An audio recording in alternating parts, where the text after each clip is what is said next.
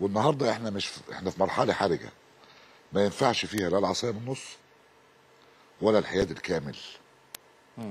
انا يا اما ابقى منحاز لبلدي وبرضه انقد اخطاء والى اخره، لمصلحه البلد مش معنى كده ان انا هطبل للسلطه وهطبل للنظام. تمام. لا، انا مع بلدي ونقدي يكون لمصلحه بلدي. ولما تشيد بالسلطه مش معنى كده ان انت ولما برضه اشيد تطبق، بالسلطه يعني الناس لو بتفهم غلط ده لازم يبقى كده. وبعدين ما يهمكش طالما انت، ما انا بقول لك لا حياد ولا تمسك عصايه من النص، ما ينفعش. ما اكثرهم من يمسكون العصا من النص، يبقى قاعد ماسكها كده. انت خايف ليه؟ خايف ليه؟ فاحنا قطاع الرياضه حتى يعود في الموسم القادم قويا، عزيزا، مكرما، قوي كي يستمر. اياكم ان احنا نبدا موسم قادم واحنا مش مطمنين ومتاكدين انه الامور ماشيه بشكل صح 100%. 100% بالظبط. خليك زي ما انت يا سيدي لغايه ما نظبط نفسنا، لكن ما نجيش. وبعدين انا كمان عشان ابقى راجل مسؤول في نادي ما اكتفيش برضه بالكلام. يعني ادارات الانديه الكبيره الاهلي والزمالك لازم لها دور يعني توعوي، دور تثقيفي. انا مره طلعت مع المهندس محمود طاهر في برنامج وقعدنا بعديه وتقابلنا هنا في اكتر من مره. لقيته بيتكلم عن اهميه الدور التوعوي التثقيفي، ان النادي يبقى مؤسسه متكامله مش لكره القدم بس. قال الكلام ده طبعا اكتر مره. الناس قالت له يا عم انت بتتكلم في ايه؟ كوره يا ابويا، ساعه ما كانت الكوره واقعه. هو ده التخلف. الانديه دي مؤسسات تربويه رياضيه اجتماعيه، مش كده؟ طبعا. غايب هذا الدور كله. وينبغي ان يعود هذا الدور في هذا التوقيت، وده دور الرياضه ويبقى مناره. مش بقول لك يعني الانديه دي، وبرضه مش عايز اخص الناديين الكبيرين، ليهم دور كبير جدا جدا طبعا في المساله اللي تهم لا ليهم ولا نجومهم ولا اداراتهم ولا دور تربوي ولا اجباري. كل دول ما بيعملوش حاجه. متهمين في نظري الاهلي والزمالك. وانت حتى لما قلت ان المهندس محمود طاهر قال ده الناس هجمته، قالوا وانا كنت قاعد جنبيه قلت له هايل. وبعدين كانت الكوره مزرجنه شويه. ايه يا كابتن بقى؟ النادي الاهلي يا اخوانا، وانا بقولها ولا نادي الزمالك، مش كره قدم بس، دي المفروض تكون مؤسسات وطنيه. بلدنا ما فيهاش احزاب، كلها احزاب ورقيه كرتونيه وهميه. عندنا حزبين كبيرين والكلام ده بكرره 20 مره، حزب الاهلي وحزب الزمالك. الحزب الاكبر طبعا حزب الاهلي، بس مش حزب الوطني يعني. حزب النادي الاهلي الحزب الكبير، وحزب الزمالك. طيب ازاي يا اخوانا الحزبين دول في عدم وجود احزاب سياسيه خالص ما يكون لهمش هذا الدور اللي من خلاله يساعدوا؟ ياما كان الاهلي مواقف تاريخيه بالظبط من هنا. اللي المفروض يكون له نفس الدور. طبعا انا ما بقللش من شان انديه زي انديه النادي المصري والاسماعيلي والاتحاد والمحله، كل الانديه جماهيريه. كل الانديه دي. وبالمناسبه يعني انا حزين جدا على المحل اللي نزل جدا. بدري وهبقى حزين اكتر على حرس الحدود. وربنا ينفق في الشرطه.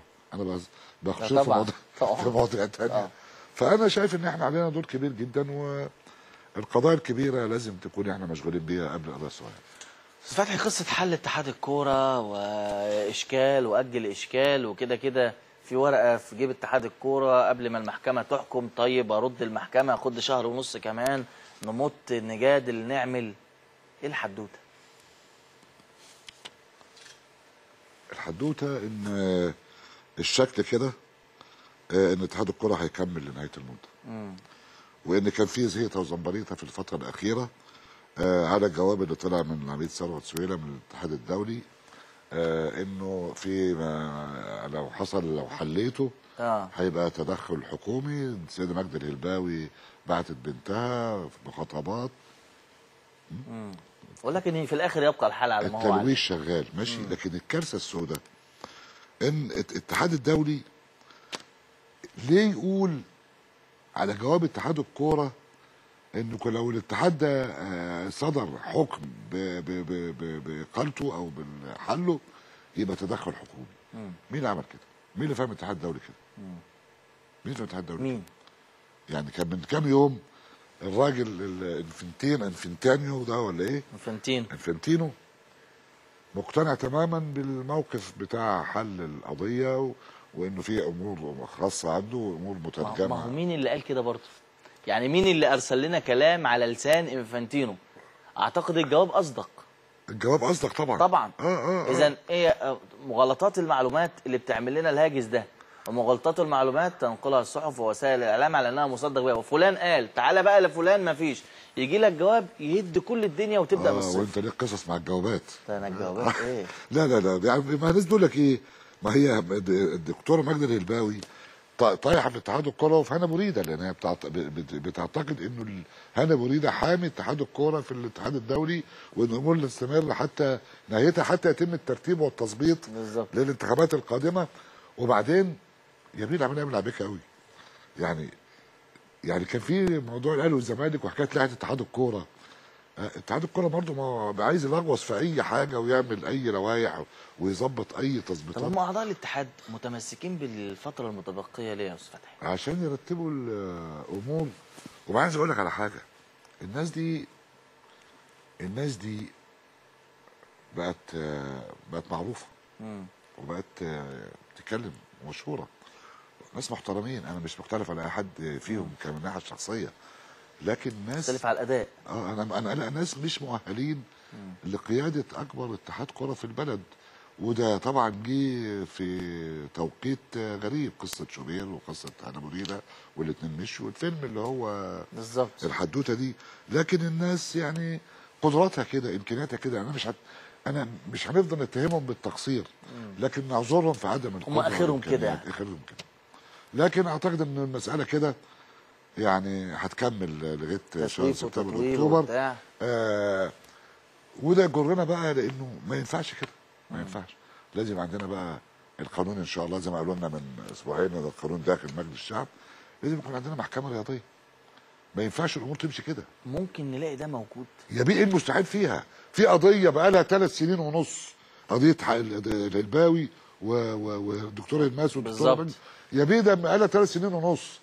يعني في ايه يعني؟ وفي الاخر بعد الوقت ده كله الاتحاد هيقول لك اوعى تيجي جنبي، لو جيت جنبي هجمد لك النشاط. ازاي يا كابتن؟ لازم يبقى في عندنا يعني على فكره اوفر واسهل وافضل. خلاص بنعمل محكمه رياضيه عندنا معترف بيها. شيل يا عم التزوير في اتحاد الكوره، لا يا باشا مع السلامه، انتهى الموضوع. كان لينا تجربه مع المستشار الزند برضه، محكمه رياضيه مؤقته ما كملتش. ما كملتش لانه كان في ساعتها برضه نوع من ما كانتش المساله محطوطه بشكل قانوني، كانت تبع اتحاد الكوره. يعني كانت لجنه تظلمات تبع اتحاد الكوره، ما كانتش محكمه رياضيه، بس هي كانت اسما فقط، مش معموله شكليا. انما في المضمون ما ادتناش اللي احنا عايزينه. ما كانتش محكمه، كانت محكمه، كانت لجنه تبع اتحاد الكوره، وده ما ينفعش. او يعني كانت لازم تكون مستقله تماما، ويطلع بيها نظام ويتحط لها قوانينها وعدده، واللي يطلع بره المحكمه دي خلاص حاجات داخليه كلها. لكن كل ما تبقى اتحاد دولي يقول لك هذا شأن داخلي. هذا ولما يجي الشأن الداخلي هوب يقول لك حاسب. ده انت بتلعب معايا انا. بيلعبوا بينا الكوره على فكره يعني في طبعا بس احنا فاهمين يا استاذ فتحي. ما هي دي المشكله. هي يعني في شله بتلعب بينا، احنا فاهمين، هنفضل يعني مستعبطين لغايه ان شاء الله يعني شهرين تطلع قانون. طب احنا هنفضل نتفرج لغايه امتى بعيدا عنهم بقى؟ ما احنا بنقول يعني لا، العيب هنا بقى مش فينا بقى. العيب في اللي ما بياخدش قرار.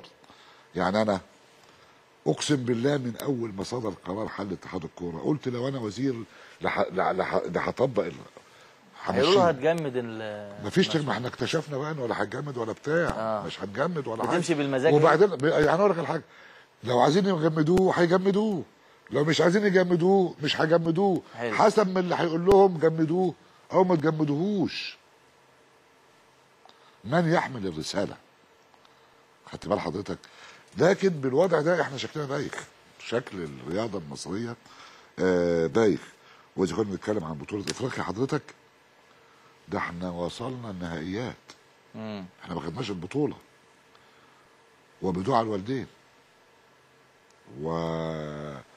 يعني بتوفيق رباني في جزء كبير جدا جدا من مش عاوز الحظ، لكن المنتخب تعب، ادينا كوبر يعني كان له حسابات ممتازه في الماتش الاولاني، ربنا وفقه بالهدف الجبار، وانصف مجدي طلبه بكوره يعني ظبطت. الماتش الثاني نفس الحكايه، لكن مش عايزين نطبل ونزمر لمجرد ان احنا وصلنا حضرتك النهائيات. امال لو خدنا البطوله نعمل ايه؟ احنا يا دوبك وصلنا، واخد بالك. وهنا طبعا بحيي لعيبه المنتخب، و بشد على ايدين، وكلام قلته قبل كده على ايدين الجهاز الفني، وعلى حماده طلبه، وعلى رمضان صبحي ومحمد صلاح. هرجع معاك لحضرتك النقطه دي يا استاذ فتحي، لكن معانا تليفون مهم عشان نتكلم في قانون الرياضه. قانون الرياضه هنشوفه مش هنشوفه، البرلمان هيعمل فيه ايه، وبقى احلى حاجه ان اللي انت هتكلمه في